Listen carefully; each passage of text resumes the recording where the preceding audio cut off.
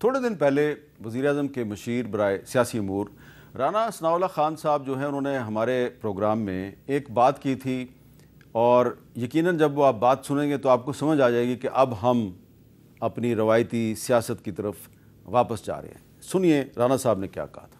مجھے سمجھائیں کہ جی 5 اگست کو انہوں نے کیا کرنا ہے۔ 5 اگست کو عمران خان کے 2 بیٹے جو ہیں وہ اگر پاکستان میں آ جاتے ہیں، ایک جلوس کی قیادت وہ اگر کرتے والی ہیں۔ بات ہے نا، وہ اگر بھی جو ہے وہ پورا نہیں ہونا اچھا معاملہ۔ ہاں، کیا مطلب وہ نہیں آئیں گے؟ نہیں آئیں گے۔ ہاں جی پنچوتا صاحب، کیونکہ آپ ترجمان ہیں عمران خان صاحب کے، تو یہ حکومت کو کیسے پتہ ہے کہ عمران خان کے دونوں برخوردار پاکستان نہیں آ رہے؟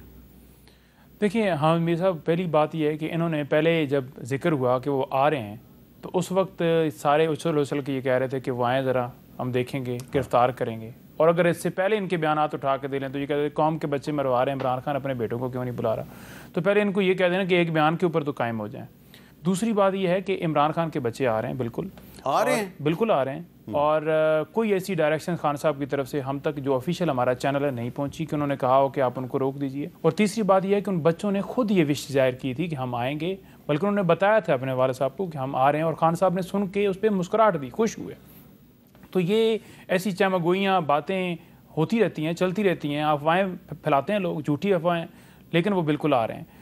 یہ ان کا حق ہے، یہ ان کا ملک ہے، ان کے پاس نائی کاپ ہے، وہ آئیں گے اور اس کا حصہ بننا چاہتے ہیں تو وہ بن سکتے ہیں۔ تحریک ہماری رول آف لاء کے لیے، جمہوریت کے لیے، عمران خان کی رہائی کے لیے، اس میں تمام طرح ہماری یہ ڈیمانڈ شامل ہیں، اور تب تک یہ جاری رہے گی جب تک یہ ہماری جو ڈیمانڈز ہیں وہ پوری نہیں ہو جاتی۔ اور ہم تو نکلے ہوئے ہیں، پاکستان کی خاطر نکلے ہوئے ہیں۔ آج عمران خان بھی اگر اڈیالہ جیل میں ہے تو کوئی اپنی ذاتی کیسز کی وجہ سے تو نہیں ہے۔ پہلے دن بھی اگر اسے اقتدار سے ہٹایا گیا تو اس وجہ سے تو نہیں ہٹایا گیا کہ اس کے اوپر جو ہے وہ بڑا 2 نمبر آدمی تھا، بلکہ اپنے موقف پر قائم رہے۔ انہوں نے کہا کہ ہم اڈے نہیں دیں گے، ایبسولوٹلی ناٹ کہا، اس کے بعد سائفر آیا اور ساری کہانی ہوئی۔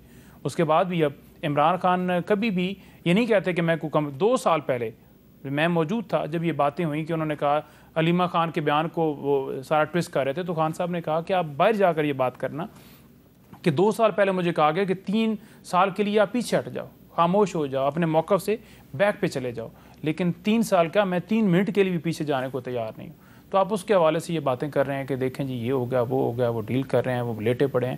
عمران خان اپنے موقع پر قائم ہے، بالکل احتجاج ہمارا ہوگا، ہماری تیاریاں جاری ہیں، اور انشاءاللہ تعالیٰ 5 جو ہے اس سے ہماری جو تحریک ہے وہ تو آغاز ہو گئی ہے، 5 کے بعد انشاءاللہ اس کو آپ کی تحریک کا آغاز ہو گیا ہے؟ بالکل ہو گیا۔ کہاں پہ ہوا ہے؟ دیکھیں ہر جگہ پر، آج بھی جنوبی پنجاب کے اندر کنونشن تھا، ہمارے تمام جگہوں کے اوپر ایکٹیویٹیز جاری ہیں۔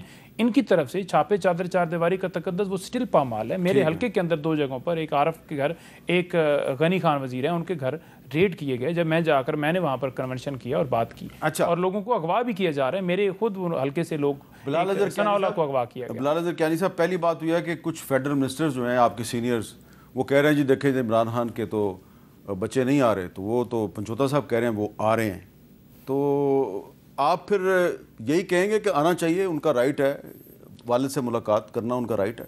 میرا خیال سے جی ان کا آنا نہ آنا ایک نان ایونٹ ہے۔ اچھا، آئیں تو آئیں، نہیں آئیں تو نہ آئیں۔ میرے خیال سے اس بات کی کوئی اہمیت نہیں ہے۔ اس ملک کے قوانین ہیں، اگر ان کے پاس انٹری کے لیے کوئی ویزا یا کارڈ ہے، مجھے نہیں پتا، نائی کاپ ہے تو بے شک آ جائیں، جس طرح کوئی بھی پاکستان وزٹ کر سکتا ہے، مگر میرے نزدیک یہ بات اہمیت کی کوئی خاص حامل نہیں چاہیے۔ تو اگر تحریک انصاف جو ہے وہ 5 اگست کو لاہور میں جلسے کے لیے اجازت مانگتی ہے تو اس کو اجازت نہیں ملتی، اس کا کیا مطلب ہے؟ کیا آپ اس کی پاپولیرٹی سے خوف زدہ ہیں؟ یہ تو خیر میر صاحب ابھی دیکھیں گے نا کہ اگر یہ درخواست ڈالتے ہیں اور نہیں ڈالی ہوئی ہے، اچھا چلیں وہ پھر حکومت ہو سکتا ہے کہ آپ ان کو 2 یا 3 اگست کو کہ ہاں آؤ جلسہ کر لو۔ میرے نزدیک میر صاحب آنیسٹلی اسپیکنگ میرے نزدیک 5 اگست بھی ایک نان ایونٹ ہے۔ اچھا، اس کی وجہ یہ ہے کہ یقین کریں جی صبح سے کہ ہم حکومتی کاموں میں ہوتے ہیں، اپنے سیاسی ساتھیوں کے ساتھ ہوتے ہیں، سینئر ساتھیوں کے ساتھ ہوتے ہیں، یقین کریں 5 اگست کا ذکر صرف شام کو آ کے ٹاک شو میں ہی ہوتا ہے، اور کہیں پہ نہیں ہوتا، پورا دن کہیں اس کا ذکر نہیں آتا۔ میں آج کا بھی میں آپ کو پچھلے چند دنوں کا میں آپ کو حوالہ دیتا ہوں، کہیں پہ یہ بحث ہی نہیں ہوتی، یہ بات ہی نہیں آتی۔ ہم پورا دن حکومتی چیزوں پہ معاشی ہوں اور کام ہوں، جس کے ذمہ جو کام لگے، اور اس کے نتیجے میں اسلام آباد سے چینی غائب ہو جاتی ہے۔ نہیں دیکھیے وہ تو ایک خیر اب علیحدہ پوری کہانی ہے، وہ ہم نے آپ سے بات بھی کی ہے، مگر پھر اگر آپ نے پھر بات کرنی ہے، پھر جو ہم نے معاشی استحکام دلائے اس پر بھی آئیں، مختلف سیکٹرز کے اندر جو بہتری لے کے آئے ہیں، جو لوگوں کی توقعات سے بہتر معیشت میں بہتری لے کے آئے ہیں، جو ان لوگوں کی امیدوں پر پانی پھیرا ہے جن کا خیال تھا کہ پچھلی فروری میں جو بھی حکومت بنائے گا وہ تو اس جون تک نہیں رہ سکے گا، کیونکہ معاشی حالات اتنے مہنگے اور مہنگائی کی سطح جو ہے وہ 23-24% پر تھی. تو ان توقعات پر تو پانی پھیرا اور لوگوں کی توقعات سے بہت بہتر الحمدللہ. تو اس سلسلے میں ایک سوال کر لوں پنچوتا صاحب سے، اگر آپ برا نہ منائیں. جی پنچوتا صاحب، یہ تو آپ مانے نا کہ شہباز شریف صاحب کی حکومت نے پاکستان کو ڈیفالٹ سے بچا لیا، ڈیفالٹ نہیں ہو سکا. دیکھیں، آپ اگر قرضہ لے کر یہ کہیں کہ ڈیفالٹ سے ہم بچ گئے ہیں، اور جو کھانے پینے کی چیزیں ہیں، جو روزمرہ کی چیزیں ہیں، جو آپ کے بجلی کے بل ہیں، جو آپ کے گیس کے بل ہیں، جو آپ کی پیٹرول کی قیمت ہے 149 سے آپ کی 273 پر چلی گئی ہے. میرے پاس رسید بھی تھی پچھلی. اچھا ایک منٹ، اب آپ یہاں پہ رک جائیں. جی، یہ 1 اگست کو پیٹرول سستا کر رہے ہیں آپ؟ دیکھیے میر صاحب، پیٹرول کی قیمتوں کا تعین 2 چیزوں سے ہوتا ہے.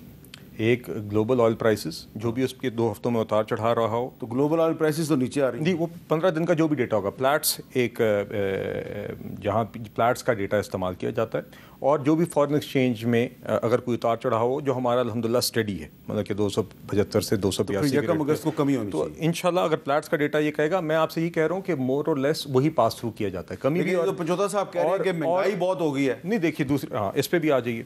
پیٹرول ڈیزل کی قیمت آج بھی تقریباً اسی سطح پر ہے جس پر تب تھی جب ہم نے حکومت سنبھالی تھی، بلکہ جون تک تو پچھلے سال سے کم تھی حکومت سنبھالنے کے بعد. اس کی بنیادی وجہ یہی ہے کہ جب بھی اتار چڑھاؤ آئے ہیں ہم پاس آن کرتے رہے ہیں عوام کو. دوسری، میں نے مہنگائی کی شرح سے ابھی کے متعلق ابھی آپ سے بات کی. جب ہم نے حکومت سنبھالی تھی 23% تھی. پچھلے مالی سال کی ہماری توقع تھی کہ ہم کم کر کے 12% تک لے آئیں گے پورے مالی سال کے لیے. وہ ہم 4.5% تک لے کر آئے. مہنگائی کی شرح کو کم کیا. پالیسی ریٹ اسی کے نتیجے میں 22 سے 11% پر گیا. اسی کے ہی نتیجے میں حکومت کا انٹرسٹ کا ایکسپینس بھی 9700 کے بجائے 8900 ارب روپے 800 ارب روپے کی ہم نے وہاں بچت کی. تو مہنگائی ہم قابو میں لے کر آئے. کیا حالات آج پرفیکٹ ہیں؟ کیا دودھ کی نہریں بہ رہی ہیں؟ ہرگز نہیں. حالات مشکل ہیں، مگر اس سے بہت بہتر ہے جو لوگوں کی توقع تھی اور جو پہلے حالات تھے. مزید اگر آگے ہم نے سفر طے کرنا ہے، لوگوں کی قوت خرید بڑھانی ہے، روزگار بھی بڑھا کر، اور قیمتوں کے اندر جہاں پر بھی اس طرح کی ذخیرہ اندوزی ہوتی ہے اس کو بھی قابو میں کر کے، اور مزید اس سسٹم کو بہتر کر کے. بیچ میں ہم نے بجلی کے نرخوں میں بھی جب ممکن ہوا ہم نے کمی کی، پیٹرول کی قیمتوں میں بھی جہاں پہ ممکن ہوا ہم نے کمی کی. اور یہ جو ہم جب شرح کی بات کرتے ہیں مہنگائی کی، تو یہ ان سب قیمتوں کا مجموعہ ہی ہوتا ہے. جی پنچوتا صاحب، دیکھیں، یہ خالی اگر بیان دینے سے جو ہے وہ مہنگائی کنٹرول ہو جائے، نمبرز نہیں ہیں ایسے.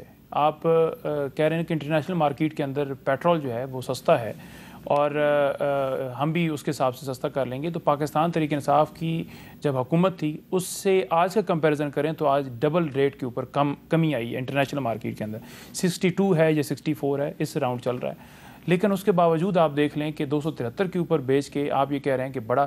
دیکھیں، پیٹرول جو ہے نا وہ تمام چیزوں کے اندر استعمال ہوتا ہے. آپ کوئی بھی لیں، رکشہ ہے، اسکوٹر ہے، کوئی بھی بسیں ہیں، آپ کی فیکٹریاں ہیں، ملیں، اس سے کیا ہوتا ہے کہ ایک تو عام رکشے والے تک وہ برڈن آتا ہے، باقی جو کھانے پینے کی روزمرہ کی ضروریات ہیں وہ بھی مہنگی بنتی ہیں، اور مہنگائی کا اثر ہر جگہ کے اوپر پڑتا ہے.